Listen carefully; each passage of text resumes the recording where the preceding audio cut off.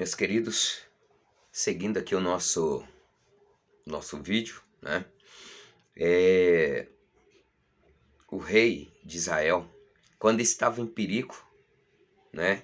Ele se dirigiu ao Egito, à Síria, para poder pedir, quando estava em dificuldade, para poder pedir auxílio, né? Ao Egito, à Síria. E dos cananeus o auxílio, a vileza, né? Ou seja, algo, essa palavra vileza, caráter ou algo fingido, vil, né? Costumes pagãos de povo que não adorava a Deus.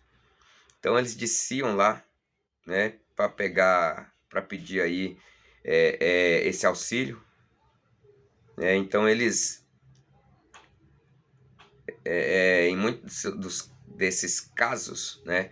O povo de Israel imitava essa vileza, esse modo vil, né, dos cananeus, né, e viviam numa segurança descuidada, porque se misturava, né, se adulterava com os cananeus, com os costumes cananeus.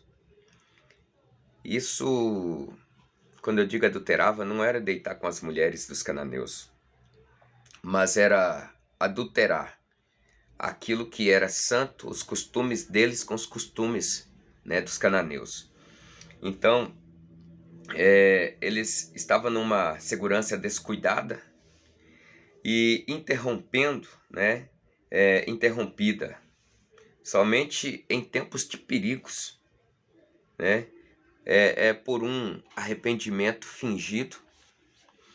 E eles estavam assim, né, sobretudo de tal modo, Deus, em suas palavras, eram esquecidos.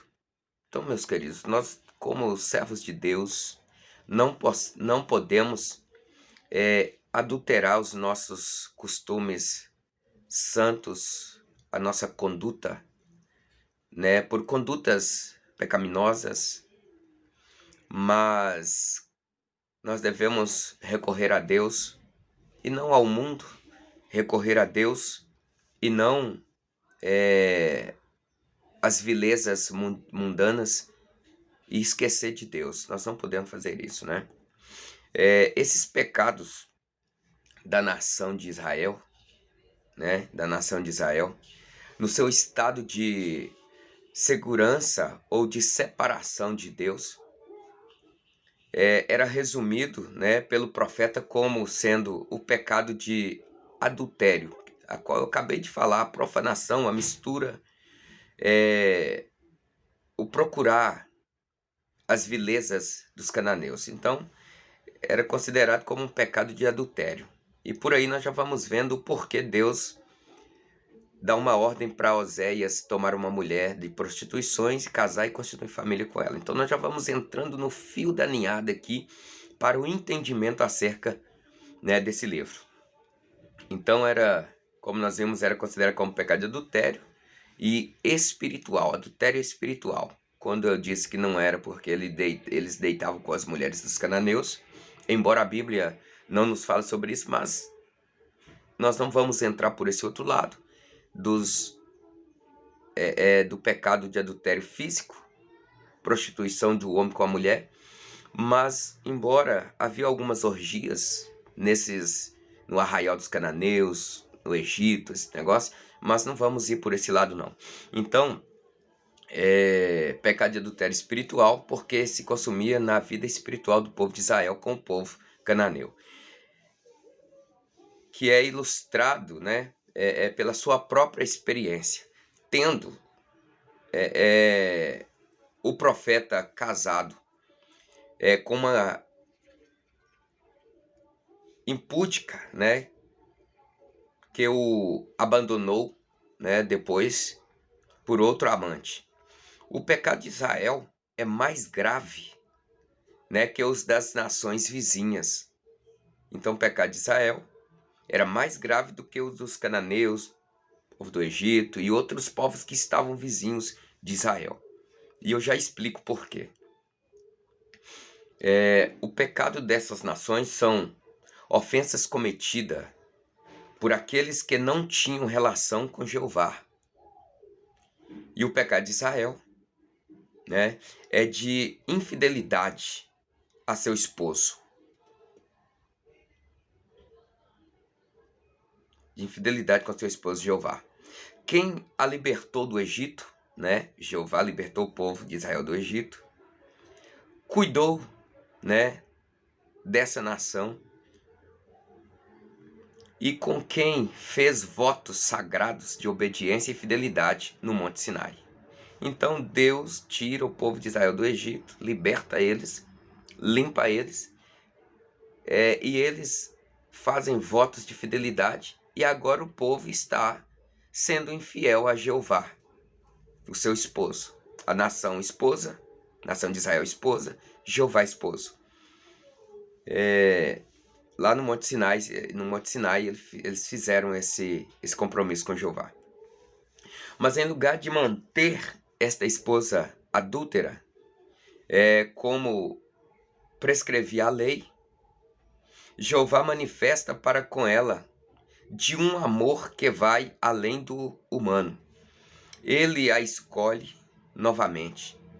É o seguinte tema de Oséias: Israel, a esposa infiel, abandonando seu esposo compassivo, que a escolhe novamente, né?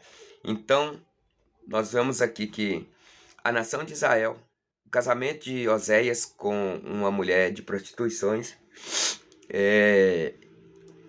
simboliza Israel, esposa de Jeová, e Jeová, esposo compassivo de Israel. Israel, esposa de Jeová, infiel, adulterando e abandonando a Jeová. Jeová, esposo compassivo, que, diferente do amor humano, né, ao ser traído, abandonado, ele escolhe novamente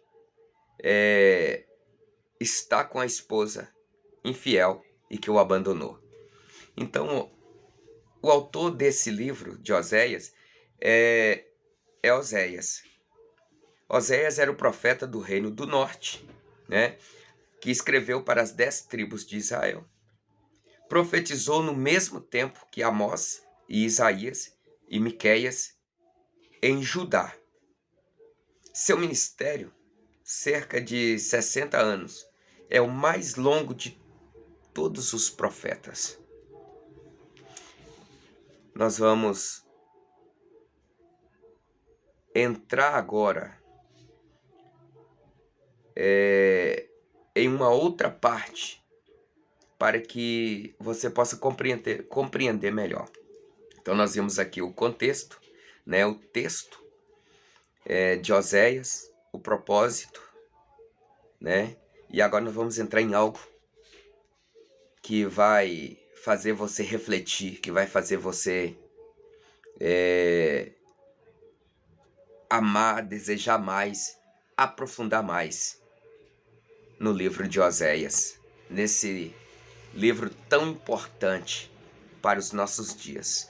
Porque nós temos visto aqui, nos nossos dias, cristãos que levantaram a mão, confessou ao Senhor Jesus como o único, suficiente Senhor e Salvador da sua alma, fez votos de fidelidade a Deus, de estar sempre congregando, sendo fiel aos trabalhos da sua denominação, e no tocante, por qualquer motivo, fútil, não vai no culto, oração não quer saber, ensinamento passa longe e está aguardando que o esposo cumpra, né, uma vida de fidelidade contigo. O esposo, Jesus Cristo, ele vai vir para buscar as 5 virgens prudentes. A porta vai se fechar E quem bater depois na porta, ele vai dizer: apartai de mim que eu não vos conheço. Então, você que fez um voto de fidelidade, de estar fiel ao Senhor Jesus, confessou Ele como seu único, suficiente, incomparável Senhor e Salvador, seja fiel, porque a infidelidade nos impedirá de entrar no céu. Então, que Deus abençoe a sua vida, seu ministério, e retornamos em breve.